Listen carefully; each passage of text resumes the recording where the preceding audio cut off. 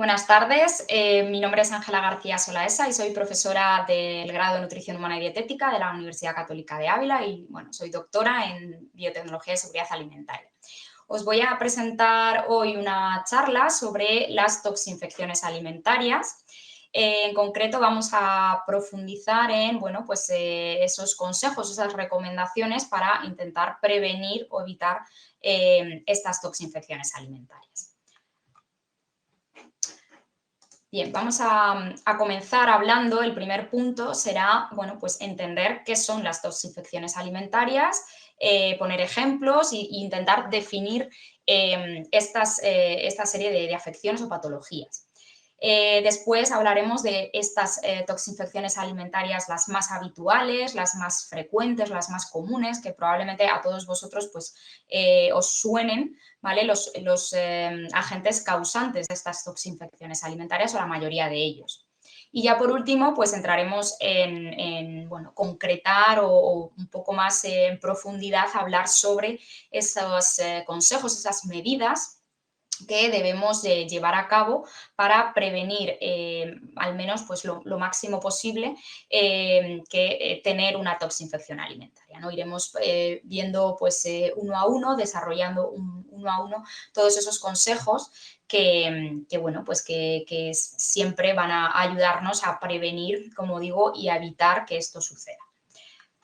Bien, en primer lugar, para hablar de las toxinfecciones alimentarias, he querido hacer esta diferencia, ¿vale? Exponer estas dos patologías que tenemos aquí y hablar de cada una de ellas intentando ver que realmente no se trata de patologías o enfermedades que podamos considerar como sinónimos o equivalentes, ¿vale? Aunque algunas veces sí que encontramos que hacen referencia a las infecciones alimentarias o a las intoxicaciones alimentarias y que hablan igual en los medios de comunicación o en otros ambientes, se habla de estas dos enfermedades de manera, como si fueran sinónimos, realmente no lo son, ¿no? Vamos a profundizar un poco más porque tienen matices y tienen connotaciones diferentes, ¿vale?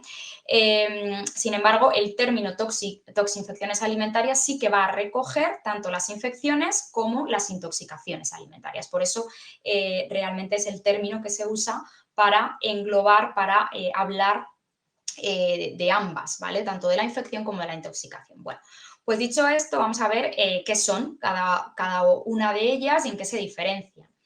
Cuando hablamos de una infección alimentaria, estamos hablando de una afección, de una enfermedad que se produce por la ingestión de bien alimentos o bien agua contaminada con bacterias, virus o parásitos patógenos, ¿no? Son las bacterias, los virus o los parásitos, o sea, esos microorganismos, los causantes de esta infección, ¿vale? Es el propio microorganismo el que va a multiplicarse en nuestro interior, en el intestino, y va a llegar a invadir la pared intestinal y de ahí, alcanzar el interior del cuerpo humano, ¿vale? Todo esto al final, requiere cierto tiempo, por eso estas infecciones al final necesitan un periodo más o menos largo de incubación, ¿vale? Se caracterizan por tener ese periodo de incubación más prolongado. Ejemplos de estas infecciones, de causas bacterianas, es decir, infecciones causadas por bacterias, tenemos salmonela, seguro que todos habéis oído hablar de salmonela, de listeria monocitógenes, muy conocida, ¿no? Desgraciadamente por el brote que hubo en 2019 de la carne mechada. O otra bacteria también causante de muchos brotes, luego la vamos a ver también con más detalle, va a ser Campylobacter jejuni.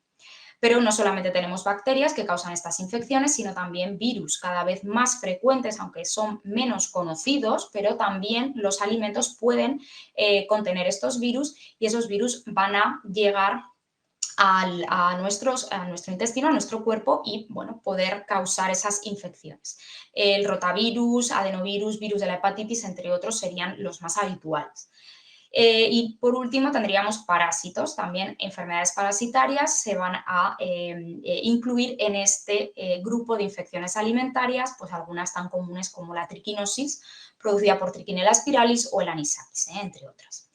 Bien, el segundo grupo, el grupo de las intoxicaciones, Bueno, pues como su nombre indica, las intoxicaciones alimentarias se producen por la ingestión de toxinas, ¿vale? No es la bacteria, no es el virus, no es la planta la causante de esa patología, de esa toxinfección alimentaria, de esta enfermedad de transmisión alimentaria, que ahora también haré mención a esto, sino que es la propia toxina, una toxina que puede producirse tanto en un animal como en una planta, como por supuesto en un microorganismo. Es la toxina la que causa la enfermedad.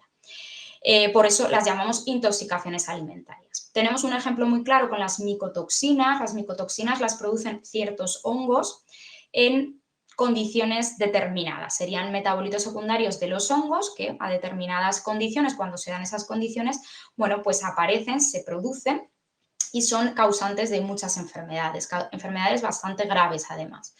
Estas micotoxinas pueden estar presentes en el alimento directamente, ¿vale? Donde el hongo ha crecido y donde se ha generado esa micotoxina. Suelen ser alimentos con poca humedad, es decir, bastante secos, como pueden ser los frutos secos, los cereales, serían los más habituales que presentan o que pueden presentar estas micotoxinas. Entonces podemos consumir estos alimentos directamente. Lo cual, bueno, pues ingeriríamos directamente la micotoxina, o bien podríamos consumir productos de origen animal, como son, por ejemplo, la leche o los huevos, y que estos estuvieran contaminados con micotoxinas porque los animales que han producido estos productos se han alimentado a base de piensos contaminados con micotoxinas, ¿vale? Sería como una contaminación indirecta a través de esos alimentos. Estas intoxicaciones se caracterizan porque tienen una sintomatología no tanto gastrointestinal, sino quizá más generalizada, en la cual pueden participar, puede haber afección a diferentes órganos.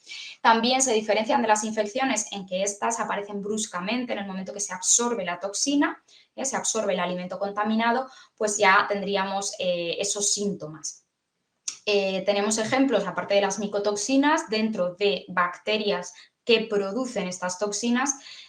Vamos a encontrar, por ejemplo, la toxina estafilocócica producida por Staphylococcus aureus, o también la Clostridium botulinum, que produciría la toxina botulínica.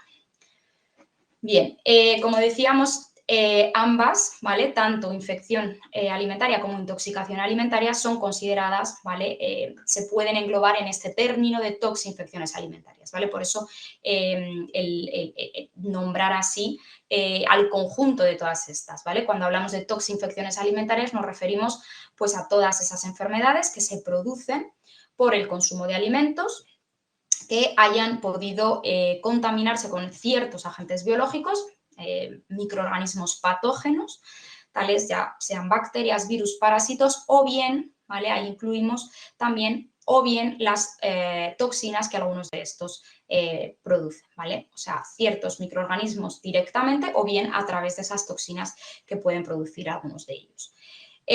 Cuando hablamos de estas toxinfecciones alimentarias, también es habitual encontrar, ahora sí, como un sinónimo, como un término equivalente, lo que llamamos o que conocemos o que muchas veces hemos encontrado por ahí, ¿no? De ETA, ¿no? Las enfermedades de transmisión alimentaria. Estas enfermedades de transmisión alimentaria sí que serían equivalentes, como digo, a estas toxinfecciones alimentarias. Bien, ¿de qué manera podemos identificar estas enfermedades o cuáles son realmente sus características? Bueno, pues se caracterizan porque es realmente que un alimento contenga una bacteria, que contenga sobre todo una bacteria o un virus, desde luego, no va a ser algo que aparentemente podamos ver, ¿no? No vamos a detectar que un alimento está contaminado con una bacteria simplemente pues porque tenga otro color, otro olor u otro sabor, ¿no? Eso no es... bueno, pues no es, en la mayoría de los casos no es posible, ¿no? Quizá con los parásitos sí, podemos ver visiblemente, se puede detectar que un pescado pueda contener anisakis, pero en la mayoría, en el resto de microorganismos, ¿no? Bacterias, virus, no es tan fácil, ¿no? Que un alimento contenga ya micotoxinas, aunque la presencia del moho esté presente, no quiere decir necesariamente de que tengamos la micotoxina también ahí presente. Otra característica que tienen en general es que suelen producir trastornos gastrointestinales. Ya hemos dicho que en el caso de las intoxicaciones la toxina puede llegar a otros órganos, por lo cual también podría afectar a otros órganos y dar otra sintomatología. Pero en general, bueno, pues las afecciones gastrointestinales, los trastornos gastrointestinales son bastante frecuentes. Tenemos el dolor abdominal, tenemos diarrea, tenemos náuseas, vómitos y también en muchos casos suele esto acompañarse de fiebre. Incluso en algunos casos, bueno, pues pueden producirse, desencadenar, bueno, pues ciertas enfermedades más graves o suelen complicarse estos síntomas, pues por muchas veces deshidratación y lo que puede llevar pues eso, a afecciones más graves. Afortunadamente podemos estar tranquilos, aunque hoy en esta charla vamos a hablar de cómo prevenir estas toxinfecciones alimentarias, porque evidentemente si hablamos de cómo prevenirlas es porque realmente suceden, ¿no? Y desgraciadamente cada año pues tenemos una serie de casos, un número bastante importante de casos todavía que se notifican. Entonces, bueno, pues es un problema de salud pública, es un problema que afecta a la población y que debemos pues poner remedio, ¿no? Entonces, por una parte, como os digo, podemos estar tranquilos porque tenemos unos sistemas de prevención, de control de la calidad de los alimentos que son capaces de asegurarnos, de garantizarnos que los alimentos que consumimos van a ser alimentos inocuos, van a ser alimentos seguros, o sea que realmente, por lo menos en los países desarrollados, en España, por supuesto, en Europa, contamos con esa seguridad, con la seguridad alimentaria y con los sistemas de prevención que, bueno, pues que me aseguran, que me garantizan, como decía, pues un alto nivel de protección en materia de seguridad alimentaria, ¿vale? Por lo que consideramos que la incidencia de estos brotes, de que aparezcan unos brotes de este tipo de toxinfecciones alimentarias, pues bueno, la podemos considerar relativamente poco frecuente, ¿vale? De hecho, lo más habitual no es encontrar brotes, bueno, pues porque se produzca una desviación, digamos, en estos sistemas de prevención, en la propia industria o en alguna empresa, pues además, empresas que van desde el sector primario, desde la producción primaria, pasando por la industria alimentaria y pasando, siguiendo por el sector servicios. O sea, tenemos empresas de restauración, empresas de catering, empresas de establecimientos donde se vende alimentos, donde se vende comida. Todos ellos tienen esas medidas de prevención y todos ellos, bueno, pues garantizan que el alimento que nos llega a nosotros como consumidores es seguro, ¿vale? Pero aún así, bueno, pues hay ciertos brotes y hay ciertos casos que suceden de estas toxinfecciones alimentarias, ¿vale? De manera poco frecuente, pero lo sigue habiendo. Y es curioso porque realmente bueno, pues la mayoría de ellos sucede en nuestros hogares. O sea, sí que hay casos puntuales de brotes, bueno, pues como sucedió, por ejemplo, ¿no? Lo tenemos bastante reciente, el tema de la listeria monocitógenes por la carne mechada, pero la realidad es que la mayoría de los casos que se notifican, bueno, pues algunos de ellos es verdad que ocurren en restauración, en restaurantes, en comidas preparadas, pero muchos de ellos son en los hogares, lo que quiere decir que al final podemos, está en nuestra mano, evitar y prevenir estas toxinfecciones alimentarias. Bueno. Vamos a ver con este esquema que os he querido presentar aquí para hacernos una idea de realmente cuáles son las causas, ¿no? Hemos hablado de, bueno, pues que la mayoría de los casos que se detectan tienen un origen pues, en el hogar, en nuestras casas, no tanto en la industria, y se ha detectado que las principales causas en general son debidas a la mala manipulación de los alimentos, ¿vale? Esto es bastante obvio, bastante evidente. De hecho, muchas de las cosas que vamos a ver hoy aquí realmente son, bueno, pues bastante evidentes, bastante de sentido común. Entonces, vamos a ponerle cifras, ¿vale? A las diferentes causas que pueden producir estas toxinfecciones por una mala manipulación de los alimentos. Hablamos de que el 56% de esta seta, de estas enfermedades de transmisión alimentaria, se producen porque se cocinan los alimentos a una temperatura más baja, una temperatura inferior a la que necesitan, ¿vale? Luego lo vamos a ver. De hecho, tenemos que conocer las causas que producen estas ETA, estas enfermedades de transmisión alimentaria, para poner el remedio, ¿no? Es evidente que hay que saber por qué ocurren, bueno, pues en este caso, este tipo de toxinfecciones, para después hablar de cómo prevenirlas, ¿no? Entonces, más de la mitad se producen porque el alimento no se cocina adecuadamente. Se queda crudo, se queda poco cocinado, la temperatura no llega a la temperatura recomendada en el interior del alimento y entonces, bueno, pues los microorganismos que puedan estar presentes no se destruyen. La segunda sería con un 31% el ingerir los alimentos después de varias horas sin refrigerar. ¿Vale? Esto puede ser, bueno, una práctica bastante habitual que todos quizá hemos hecho alguna vez, ¿no? Hemos cocinado un alimento y no lo hemos consumido, lo dejamos a temperatura ambiente sin refrigerar durante un largo tiempo, ¿no? Bueno, pues esto puede ser un origen, puede ser el origen o la causa de una toxinfección alimentaria, ¿vale? El 20% sería por mal recalentamiento, ¿vale? Es igual de importante que refrigeremos ese alimento que no consumimos, ¿vale? Que esté a temperaturas de refrigeración, como que cuando vayamos a consumirlo lo recalentemos llegando a una temperatura adecuada. El 16% es una mala preparación, ¿vale? O bien pues por una mala limpieza, porque no se ha, bueno, pues no se ha limpiado bien, pues por ejemplo, el caso de producto fresco, del pescado, ¿vale? Una mala preparación del producto, o en el caso de la fruta, la verdura no se ha lavado correctamente, bueno. Y el 9% sería por contaminación cruzada, ¿vale? Luego lo vamos a ver exactamente qué es la contaminación cruzada, pero bueno, ya podemos entender que se trata de tener un alimento contaminado, ¿vale? Fresco, crudo, y un alimento cocinado, el cual no tiene ya microorganismos, no tiene contaminación, y ponerlos en contacto, ¿no? Eso sería cruzarlos, que estén en contacto, de tal forma que el microorganismo del alimento crudo pase al alimento cocinado, ¿vale? Y, bueno, pueda llegar al consumidor. Bien.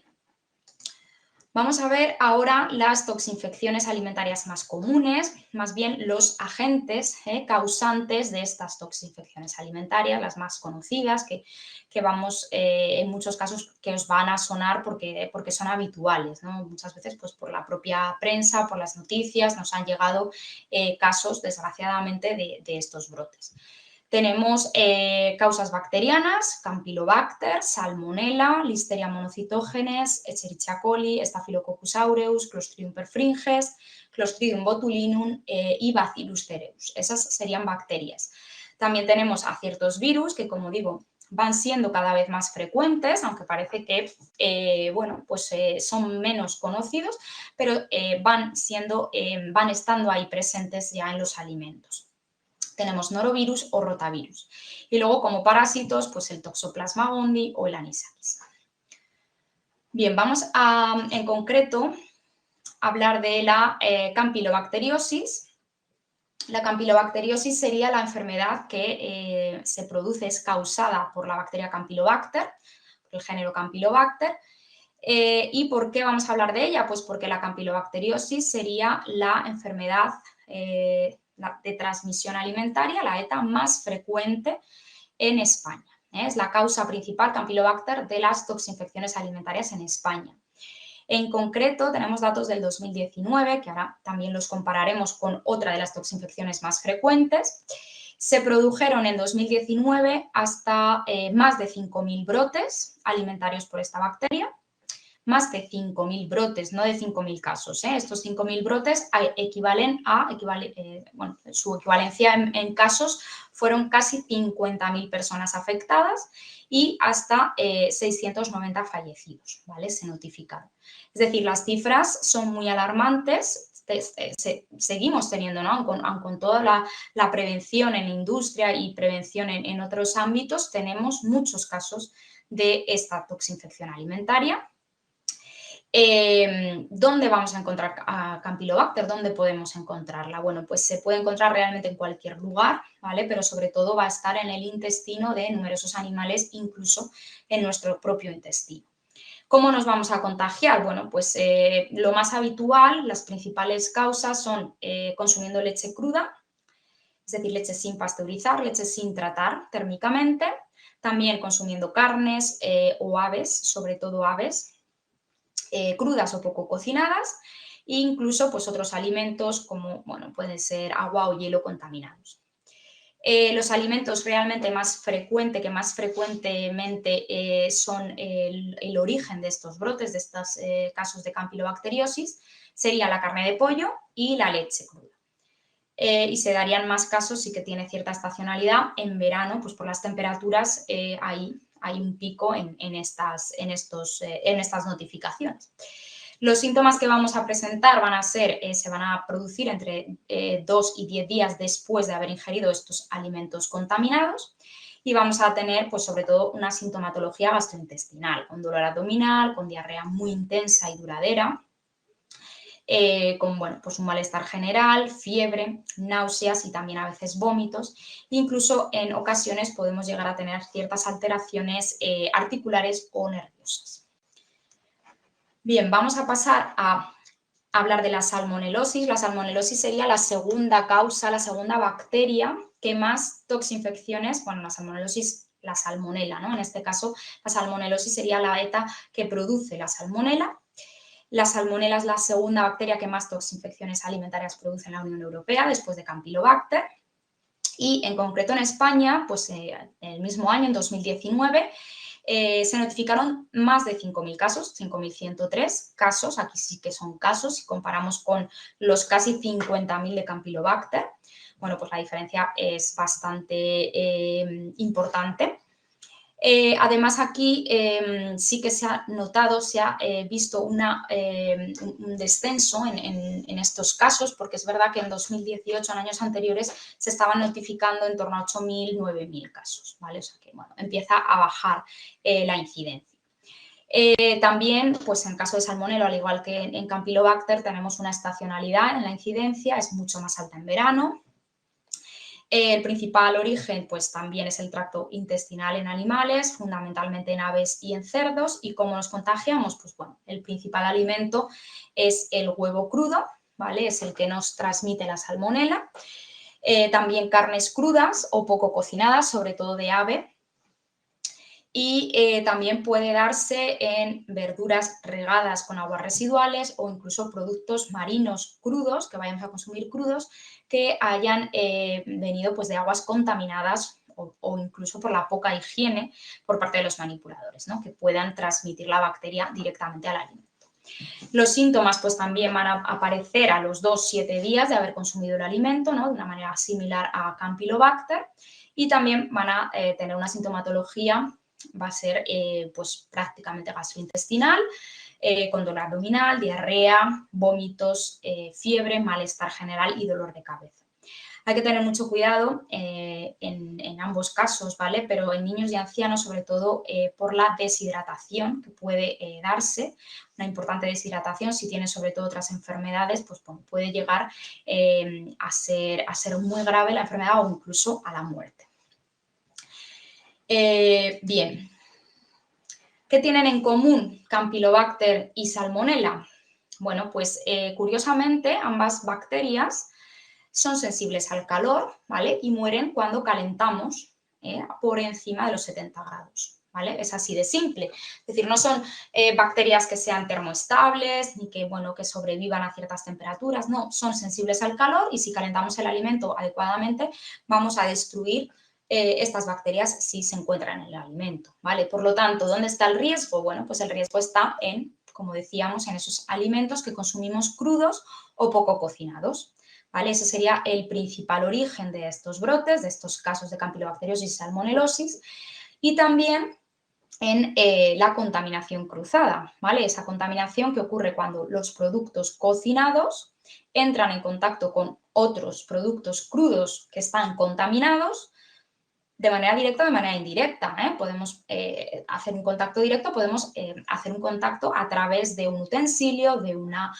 superficie, por ejemplo, la tabla de cortar, ¿vale? Estas serían las principales causas de la infección.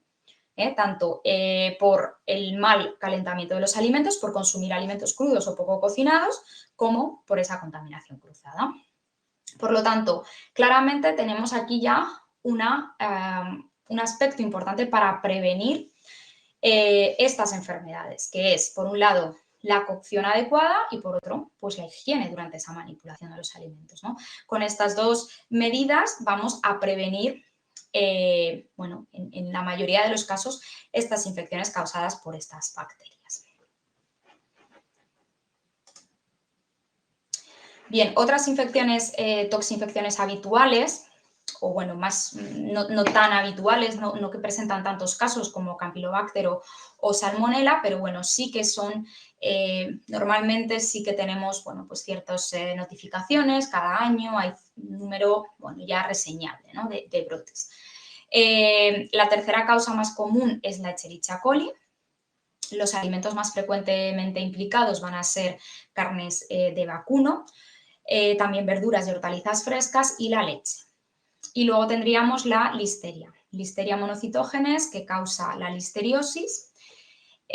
Bueno, pues como comentábamos al principio, tenemos muy cerquita el brote de listeriosis que sucedió pues, por la carne mechada infectada, contaminada, en 2019. Aquí se notificaron en 2019 548 casos, ¿vale? Pero no quiere decir que listeria fuera, el origen de ese brote fuera algo puntual y algo totalmente inusual, sino que listeria es una bacteria que cada año presenta y se notifican ciertos casos. Quizá no en forma de brote, ¿vale? Porque hay bacterias más características quizá de brotes alimentarios, pero sí casos aislados, ¿vale? Casos puntuales es habitual. De hecho, el año anterior, por ejemplo, se notificaron 370 casos frente a los 548 del 2019. O sea, no, evidentemente el brote de la carne mechada pues tuvo su repercusión, ¿vale? Y esto pues se tradujo en un aumento notable en los casos, en el número de casos, pero no quiere decir que antes no sucedieran la listeriosis. Además, la listeriosis, como ya pudimos ver también por la prensa y demás, bueno, pues es una enfermedad grave, se puede, incluso puede producir la muerte, puede ser mortal y la tasa de mortalidad es importante, está alrededor del 17%, sobre todo en mayores de 65 años, o sea que no es una simple gastroenteritis, ¿vale? Puede llegar a complicarse. Bien, vamos ya a entrar un poco en materia, realmente en hablar de cómo prevenir las toxinfecciones alimentarias. Ya nos podemos un poco imaginar, ¿no? de por dónde vamos a ir, ¿no? De qué manera vamos a poder prevenir o eliminar o evitar estas toxinfecciones, porque hemos estado hablando, por un lado, de la temperatura, del calentamiento de los alimentos correctamente, de llegar a cocinar bien los alimentos y, por otro lado, también de la propia higiene, ¿no? Por un lado, evitar también contaminación cruzada, de tener una buena higiene del manipulador, etcétera, ¿vale? Entonces, ya han aparecido los dos aspectos claves que tenemos que tener en cuenta para prevenir las toxinfecciones alimentarias, ¿vale? Uno es la higiene y otro es la temperatura, ¿vale? Cuando hablamos de higiene, estamos hablando de higiene del manipulador, de la persona que manipula ese alimento, que está preparando el alimento, cocinando el alimento, sirviendo el alimento, ¿vale? Esa higiene es imprescindible, pero también es imprescindible que haya unos hábitos higiénicos, ¿vale? Una conciencia higiénica correcta.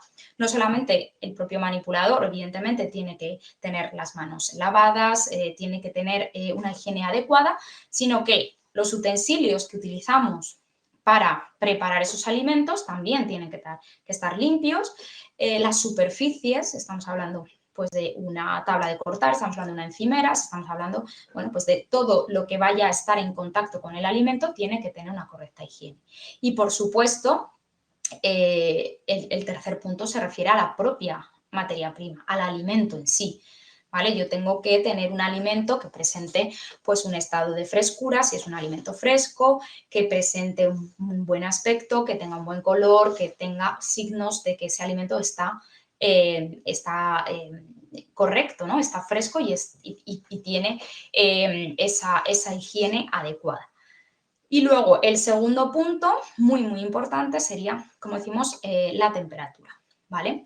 La temperatura es clave y ahora vamos a ver por qué. Lo voy a explicar con un dibujo, con un diagrama bastante visual.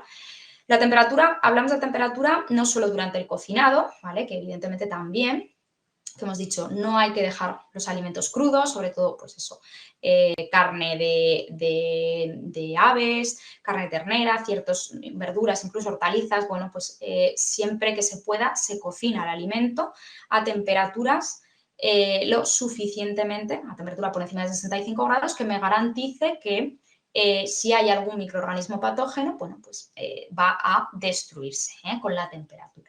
Entonces, durante el cocinado la temperatura es clave, ¿vale? Pero no solo durante el cocinado, sino también tengo que tener en cuenta que la temperatura va a ser muy importante en el almacenamiento. Una vez yo he cocinado el alimento, si ese alimento no se consume, como decíamos, debo refrigerarlo, incluso antes de cocinarlo, ¿vale? Para conservar el alimento, antes de cocinarlo, yo también tengo que tener en cuenta a qué temperatura debo conservar el alimento. No es lo mismo tener una verdura, una fruta o tener una carne fresca o un pescado fresco, ¿vale? Que necesitará una temperatura de refrigeración sí o sí, ¿vale? Entonces, las temperaturas claves también. Bien, este es el dibujo del que os hablaba, ¿vale? Haciendo referencia precisamente a esa temperatura, vamos a entender por qué esta temperatura es tan importante, ¿vale? Y hay que controlarla. Bueno, tenemos en este dibujo 3 zonas bien diferenciadas. Tenemos aquí abajo, ¿vale? De los 4 grados Celsius, que sería la temperatura de refrigeración hacia abajo, ¿vale? Hacia ya temperaturas por debajo de cero, congelación y demás, lo que llamamos zona fría. Bien, esta zona fría no va a destruir a los microorganismos, no los destruye, pero sí que, digamos, los paraliza, ¿vale? Hace que estén en estado latente, ¿vale? Los microorganismos aquí no se multiplican, no proliferan, ¿vale? En estas temperaturas, por tanto, inhibiríamos esa multiplicación y esa proliferación microbiana, ¿no? Los microorganismos ahí quedan como dormidos, ¿no? Latentes. No, como decimos, no se destruyen, pero sí que se paraliza su metabolismo. Tenemos otra temperatura, otra zona, mejor dicho, que es la zona verde, la zona de aquí arriba, que sería la zona caliente. Esta zona caliente que va desde los 65 para arriba, bueno, pues estamos hablando de tratamientos térmicos, estamos hablando de calor. El calor sí destruye los microorganismos, sí que los va a matar, los destruye, ¿vale? No ocurre como con la temperatura, como con el frío. Aquí sí que los matamos, los destruimos a la mayoría de los microorganismos. Por lo tanto, es una temperatura, esa es una zona segura, una zona que me garantiza que, bueno, pues puedo eliminar a la mayoría de estos microorganismos patógenos, incluso otros microorganismos alterantes, con la temperatura. ¿Vale? Los tratamientos térmicos destruyen a esos microorganismos. Y luego, ¿qué pasa? Tenemos entre la zona fría y la zona caliente, pues toda la zona que vemos aquí de color rojo, que es la zona que llamamos zona de peligro, ¿vale? Que iría desde los 4 o 5 grados hasta los 60-65 grados. Esa zona de peligro, bueno, pues aquí los microorganismos se encuentran en general pues muy a gusto, tienen unas temperaturas muy idóneas para multiplicarse, para proliferar, para crecer rápidamente y por lo tanto son temperaturas que debemos evitar, ¿vale? Que debemos, si no evitar, porque en muchos casos es imposible, ¿no? Evitar hacer un salto desde los 4 grados hasta los 60, no es viable, no vamos a hacer eso, pero sí que tenemos que pasar por estas temperaturas lo más rápido posible. Para evitar que esta proliferación, que esta multiplicación, pues sea muy notable y sea importante en el alimento. Entonces, si yo me muevo muy rápidamente por estas temperaturas, bueno, pues me aseguro, o por lo menos me garantizo que esta multiplicación ha sido mínima. Bien. Y ahora ya con esto, pues vamos a meternos más de fondo, más de lleno a realmente esos consejos, estos puntos que vamos a ir viendo uno a uno de manera un poco más desarrollada para prevenir estas toxinfecciones alimentarias. Realmente todos, al final, vamos a ver cómo algunos están más relacionados con la temperatura, otros están más relacionados con esas prácticas higiénicas. Por lo tanto, esos dos puntos clave, esos aspectos clave para la prevención los tenemos que tener muy presentes, la higiene y la temperatura. Vamos a hablar de un punto que va a ser el de consumir alimentos tratados y manipulados de forma segura, ¿vale? Esto puede ser quizá un punto un tanto genérico, ¿no? Incluso estos 7 puntos que yo os he puesto aquí los podríamos resumir en menos, ¿eh? Los podríamos poner como en 3, 4 puntos. Podríamos haber planteado, ya os digo, menos puntos porque al final en muchos de ellos nos vamos a solapar, vamos a volver a hablar un poco de lo mismo, ¿vale? Pero bueno, creo que es incluso conveniente recordar ciertas cosas o incluso matizar o intensificar ciertos aspectos. Vamos a hablar de cocinar los alimentos de forma correcta. Vamos a hablar de consumir esos alimentos justo después del cocinado, de calentar adecuadamente los alimentos ya cocinados, es decir, del recalentamiento, de evitar la contaminación cruzada, ¿vale? De evitar ese contacto entre alimentos crudos y elaborados, de la higiene, mantener una correcta higiene del manipulador de alimentos y de no consumir todos aquellos alimentos que no estén almacenados, que no se hayan conservado a una temperatura adecuada o incluso que estén en mal estado, ¿no? Evidentemente. Bien, en primer lugar, ¿a qué nos estamos refiriendo con consumir alimentos tratados y manipulados de forma segura? Bueno, pues esto, como decía, es un punto bastante amplio y obviamente pues depende del tipo de alimento que queramos cocinar, ¿no? Que queramos consumir. Bueno, pues si estamos hablando de verduras y hortalizas, pues esta manipulación, este tratamiento a estos alimentos va a consistir básicamente en lavar bien en agua potable, ¿no? Bajo el grifo, estas verduras, estas hortalizas y, si es necesario, incluso desinfectarlas sumergiéndolas en agua con un desinfectante, por supuesto, apto para los alimentos. Cuando hablamos de pescados y mariscos, esta manipulación, esta práctica, bueno, pues hay que hacer o prestar especial atención si ese pescado o ese marisco va a ser consumido crudo o poco cocinado o va a llevar una técnica culinaria que no implique una temperatura en el interior del alimento por encima de 60 grados, ¿vale? En ese caso, estamos hablando, pues, por ejemplo, obviamente, pues, de pescado crudo, si vamos a consumir, pues, el sushi, por ejemplo, estamos hablando, por ejemplo, de boquerones en vinagre, ¿vale? Que sería, pues, una preparación que no consigue destruir el anisakis, por lo tanto, tenemos que llevar a cabo otra práctica, ¿vale? Añadida para estos alimentos, por ejemplo, un salmón marinado que marinamos en casa. Bueno, pues este tipo de técnicas culinarias que no implican un tratamiento térmico que me asegure esa temperatura en el interior del alimento, bueno, pues necesariamente voy a tener que congelar al menos durante 5 días a menos 20 grados, ¿vale? Ese pescado que yo voy a consumir crudo o que voy a elaborar sin ese tratamiento térmico, ¿vale?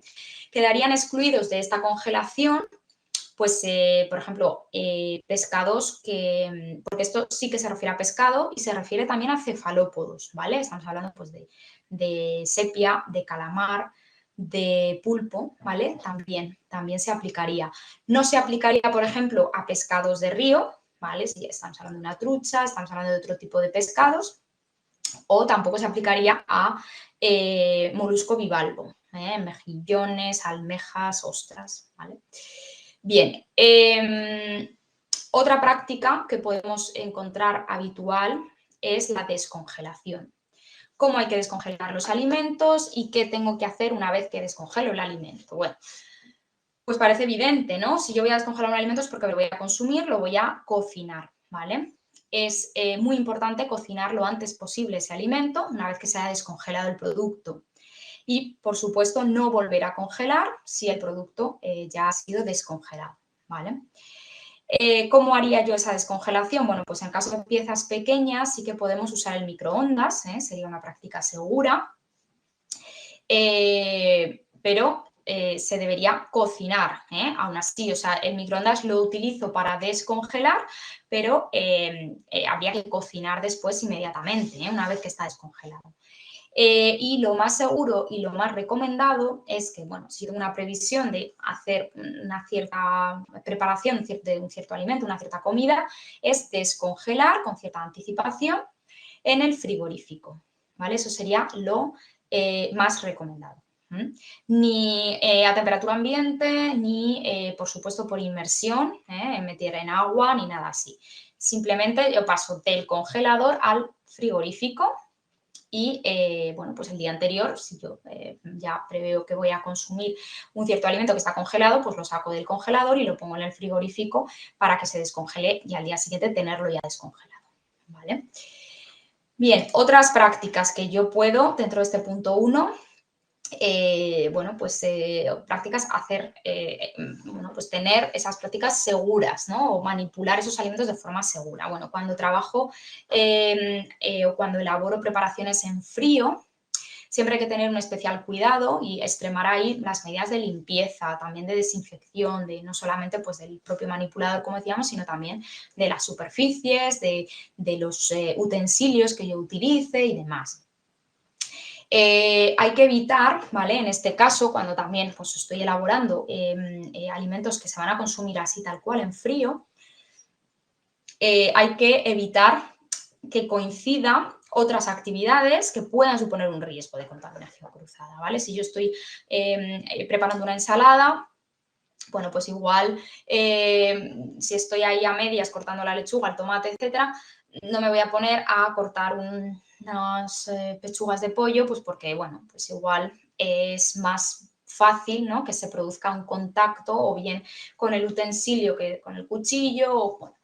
Entonces, en la medida de lo posible se debe evitar que coincidan esta elaboración en frío con otras actividades. La preparación en frío no va a llevar a un tratamiento térmico que me asegure la destrucción microbiana, por lo tanto, tengo que extremar ahí las otras medidas, ¿no? Sobre todo, pues esa higiene. Y muy importante, siempre que se pueda, pues hacerla con la menor antelación posible al consumo. Si yo voy a consumir la ensalada pues para cenar, bueno, pues igual me la hago justo antes de cenar, ¿no? Sería lo suyo, y no dejar la ensalada ahí 2 horas o 3 horas preparada a temperatura ambiente, y en todo caso, si la preparo con antelación, siempre mantenerla en refrigeración. ¿Qué ocurre con otros productos? Por ejemplo, con el huevo. El huevo, bueno, pues por nuestra legislación obliga a los establecimientos de restauración a que usen solo el huevo fresco, solo les permite usar huevo fresco si se asegura una temperatura de 75 grados en el interior del alimento, ¿vale? Esto quiere decir que todas las elaboraciones, preparaciones con huevo que no aseguren esta temperatura en el interior van a hacerse con ovoproducto pasteurizado, ¿vale? Y no solo eso, sino que además deberían consumirse en un plazo de 24 horas, conservándolas siempre a 4 grados. Entonces, mayonesas, salsas, cremas, tortillas, incluso tortilla de patata, como tenemos ahí la de la foto, ¿no? Tortillas de otro tipo, que no lleguen a 75 grados en el interior del alimento, se deberán hacer con ovoproducto pasteurizado. Luego, importante, ¿cuánto tiempo puedo yo conservar un alimento ya, un producto que está elaborado? Bueno, pues si precisamente lleva huevo, si es una salsa a base de huevo o si es una ensalada también con producto proteico, tengo que consumirla en 24 horas. Ahí decíamos en el caso de los huevos, de las mayonesas, las salsas, las tortillas, ¿no? En esas 24 horas debo consumirlo. Para el resto de productos, bueno, pues tengo hasta 4 días. Puedo siempre conservándolos en refrigeración, podría almacenarlos durante 4 días. ¿Qué no debemos hacer? Que son prácticas quizá no muy recomendadas. Bueno, pues en primer lugar, guardar envases metálicos que no hayamos consumido en su totalidad, es decir, yo abro una lata de no sé qué producto, no la acabo, no se acaba, y esa misma lata abierta la meto al frigorífico. Bueno, error. Eso es una práctica nada recomendable. en el momento que esa lata entra, el aire entra en contacto con esa resina, con esa lata, es mucho más fácil que haya una migración de sustancias de la lata, del envase al alimento, ¿vale? Por eso se recomienda trasvasarla a otro recipiente, a un tupper, a un plato, a lo que sea, ¿vale? Pero no en envases metálicos. Otra práctica es poco recomendada, es guardar alimentos excesivamente calientes, ¿vale? Hablo de excesivamente calientes porque sí que podemos guardar alimentos que estén calientes. Nuestros frigoríficos hoy en día están preparados para asumir esa subida de temperatura, pero bueno, alimentos quizá que están prácticamente hirviendo, que están muy calientes, bueno, pues se puede esperar unos minutos para antes de meterlos pues al refrigerador, al frigorífico. Y luego, bueno, pues almacenar de manera conjunta materias crudas con materias elaboradas, ¿no? Ahí volvemos a tener otra vez el caso de la contaminación cruzada. Cuando hablamos de contaminación cruzada no solamente estamos hablando de tener en contacto el alimento crudo con el alimento cocinado en un momento dado, o sea, en la mesa de trabajo, en la encimera, con el cuchillo, con la tabla de cortar, etcétera. No, también a la hora de almacenarlo, a la hora de meterlo al frigorífico, bueno, ahí también pueden estar en contacto y hay que evitar eso. Bien, en segundo lugar tendríamos el cocinar los alimentos de forma correcta, ¿vale? Esto ya ha salido algo, ¿no? En las diapositivas anteriores. Sabemos que el calor, lo hemos visto en esa foto, el calor destruye los microorganismos, por lo tanto tengo que garantizar que el alimento alcance una temperatura mínima de 65-70, ¿vale? Se recomienda, de hecho, 70 grados en el centro, en el interior del alimento. De esta forma, bueno, garantizamos que ese alimento sea inocuo, se pueda consumir de manera segura. Sea cual sea el tratamiento, si hablamos de una fritura, un asado, un guisado, la técnica culinaria que vayamos a emplear, siempre hay que hacerla correctamente. Hay que respetar los tiempos, respetar las temperaturas, ¿vale? Todo lo que se establezca para cada uno de los procesos. Bien, otro punto importante es, como decimos, el consumir siempre que sea posible el alimento pues una vez que se ha cocinado, o sea, justo después de que se ha cocinado, ¿vale? No cocinar el alimento, dejarlo ahí a temperatura ambiente o cocinar con demasiada antelación, ¿no? Es mucho más fácil si, bueno, cocinamos el alimento y lo consumimos de manera consecutiva, ¿no? De manera inmediata. ¿Por qué? Pues por lo mismo, ¿no? Al final hemos hablado de esa zona de peligro, de esa temperatura que va desde los 5 a los 60 grados, ¿no? Que debemos evitar. ¿Por qué? Porque aquí sí que estamos favoreciendo esa proliferación, esa multiplicación microbiana. Entonces, los alimentos elaborados deben consumirse en un plazo pues corto de tiempo. Si se prevé que se van a consumir en 1 hora o máximo 2 horas, ¿vale? Podemos mantenerlos siempre a 65 grados porque los vamos a consumir de una manera más o menos inmediata, en 1 o 2 horas. Si no se consumen en esa hora o en esas 2 horas máximo, ¿qué hacemos? Refrigerar, ¿vale? Si vamos a consumirlos en un plazo más dilatado, se mantienen refrigerados y después los recalentamos en el momento de su consumo. ¿Qué ocurriría también si hay que refrigerar? Que lo tenemos que hacer rápidamente para precisamente pasar por esas temperaturas, por esa zona de peligro, lo más rápidamente posible, ¿vale? Entonces, los alimentos que se elaboran térmicamente y que o que van a ser consumidos en frío o que no los vamos a consumir de manera inmediata, ¿qué hacemos? Refrigerarlos.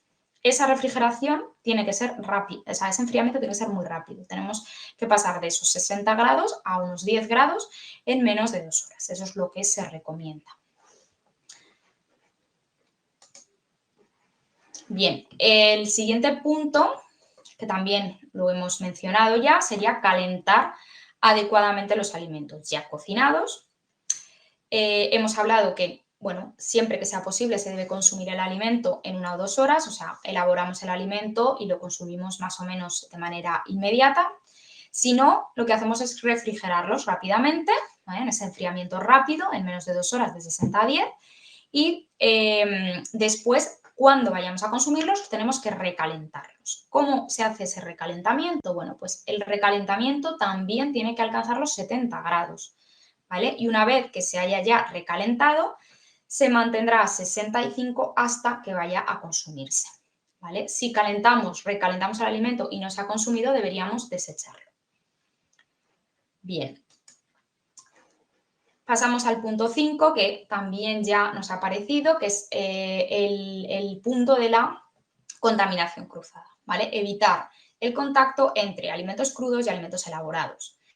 Esta foto que tenemos ahí, pues es bastante claro, ¿no? Tenemos, por un lado, el tomate cortado en rodajas, que se va a consumir crudo, es un alimento crudo que se consume crudo, y por otro lado, esos muslos de pollo que se van a cocinar, ¿vale? Tenemos una tabla de cortar, donde tenemos los dos alimentos juntos, un cuchillo que lo hemos utilizado, parece, ¿no?, para los dos alimentos, por lo tanto estamos teniendo un claro caso, incluso doble, de contaminación cruzada, ¿vale? Estamos utilizando un mismo utensilio para un alimento crudo que para uno que va a ser cocinado y que además tiene una carga microbiana importante y una misma tabla de cortar, ¿vale? Entonces ahí vamos a tener un caso claro de contaminación cruzada, ¿vale? Debemos evitar este tipo de cosas en la medida de lo posible.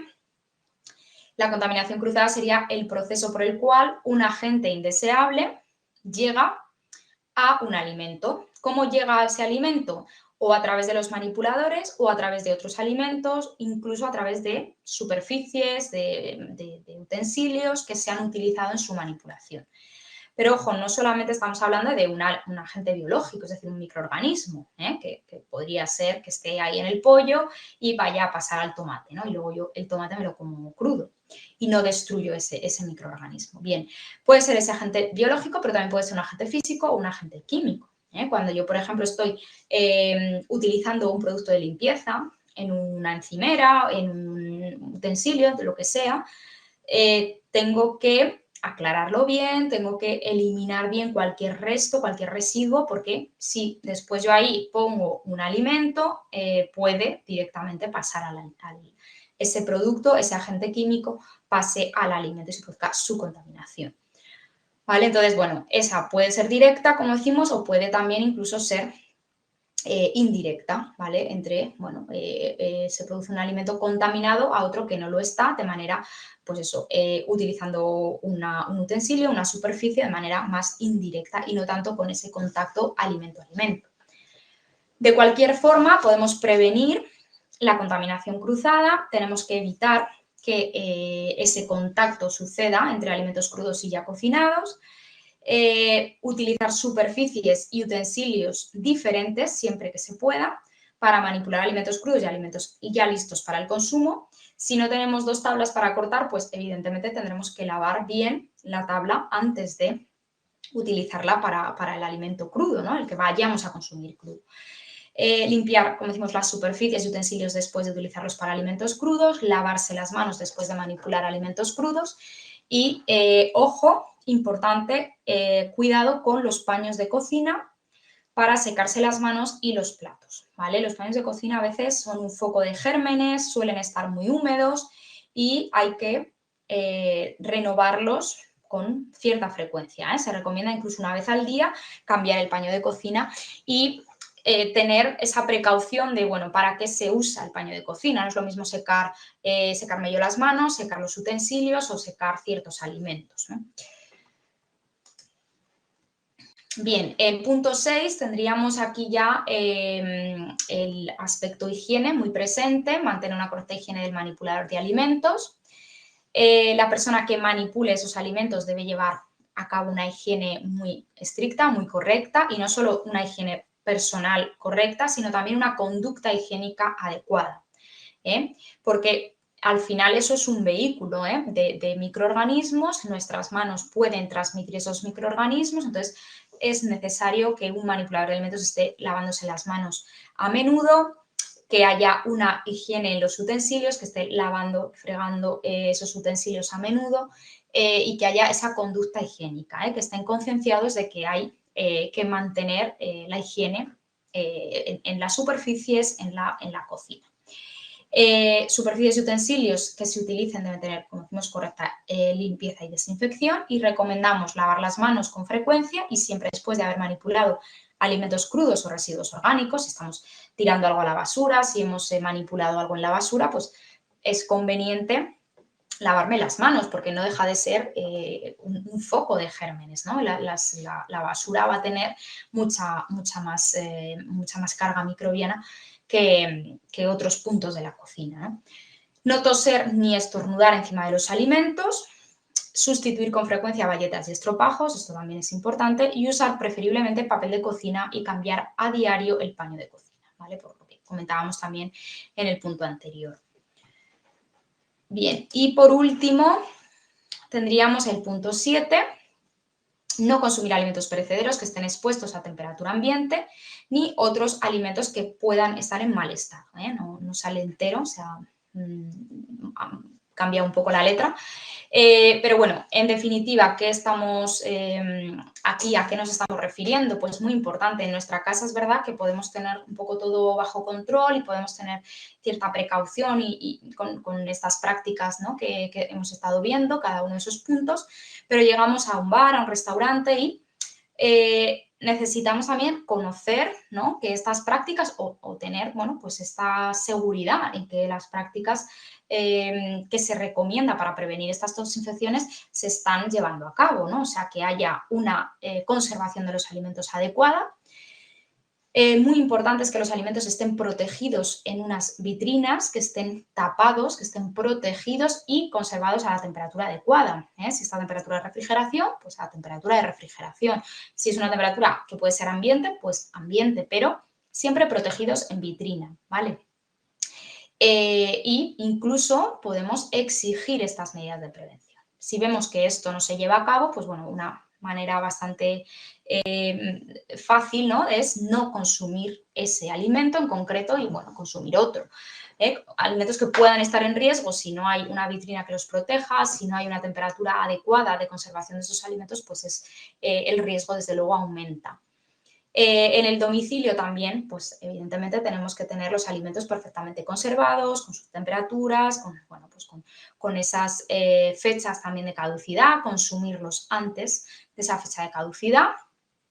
Las frutas y verduras siempre lavarlas de forma correcta, mantener siempre la cadena de frío, ¿vale? En el momento que llegamos del supermercado, pues hay ciertos alimentos frescos que necesitamos meterlos en el frigorífico lo antes posible, ¿vale? No que estén ahí un tiempo indefinido, porque al final estamos rompiendo la cadena de frío y eso es un riesgo de seguridad alimentaria. Y, por supuesto, pues rechazar cualquier envase que vaya a estar deformado, oxidado, abombado o deteriorado. En general, pues como podemos tener en esa foto. Bien, y ya por último vamos a hablar de las conclusiones, aunque ya las hemos ido repitiendo, ¿no? en varias ocasiones, pero un poco pues como conclusión final, para mantener la seguridad alimentaria y prevenir las toxinfecciones, se recomienda preparar los alimentos con poca antelación al consumo, cocinar bien los alimentos, que no queden poco hechos o crudos, refrigerar los alimentos perecederos para impedir la proliferación de microorganismos, separar los alimentos crudos de los alimentos cocinados para evitar la contaminación cruzada, no utilizar sobras de alimentos, especialmente las que contienen huevo, y hacer una descongelación también correcta y adecuada, no descongelar para más tarde almacenar otra vez el producto ya descongelado. En cuanto a la higiene, manipularlos siempre los alimentos con unas condiciones higiénicas adecuadas, lavarnos bien las manos de forma constante, de forma frecuente y también mantener limpia no solamente las manos, sino los alimentos y nuestra zona de trabajo, la encimera, las superficies, los utensilios, etc. ¿Vale? Bueno, pues esto sería todo. Con esto acabamos la charla, ¿vale? Muchas gracias por vuestra atención y bueno, si hay alguna pregunta, pues estoy a vuestra disposición. Muchas gracias.